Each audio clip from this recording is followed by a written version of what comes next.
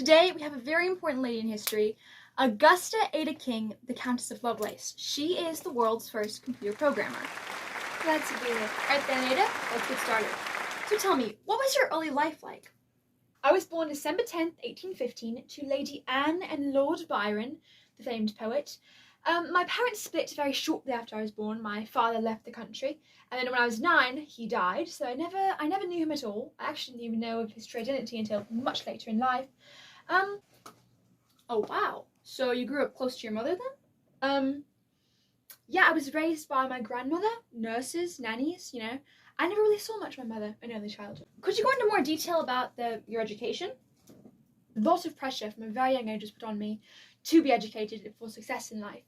I had many tutors, just all through my life, yeah. So most math, a lot of math, Could you tell us about your later years when you met Charles Babbage? Yes. Mr. Babbage, he was one of my huge mentors.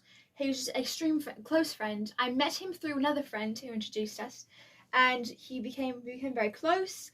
He got me into the University of London, where I studied advanced mathematics, and he an incredible inventor. Now, speaking of inventions, it was his that led to your most famous achievement, was it not? As the difference machine. His inventions had always intrigued me, and that was when I really got to see built up from the ground. I saw the insides, the workings, and so I was asked to translate an article. And upon doing that, I added my own notes, my own theories, my own thoughts onto it. And what I didn't know at the time was, I was describing code. I was describing how to code a computer. In fact, many of the theories, the programs I put forward, some are still in use today. Yeah. Now, how do you think your contributions to STEM affect our future? Well, technology is obviously a huge part of modern day society. And although it seems like it happened, overnight, it really didn't. It did happen quickly, but it takes time, everything does.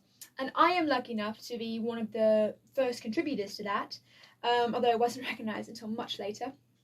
And also, I am, a great inspiration to the women of STEM. A lot of times, and still, I hear, women are not recognized or included in the conversation about, STEM, and they should be. STEM is what is. STEM is the future. It's how we're going to keep, discovering, keep going. It's how we already are. And everybody has to be included in that conversation. Well, that's all I have. It's been amazing having you here, Ada, and a huge thank you from all of us here and everywhere for what you've done.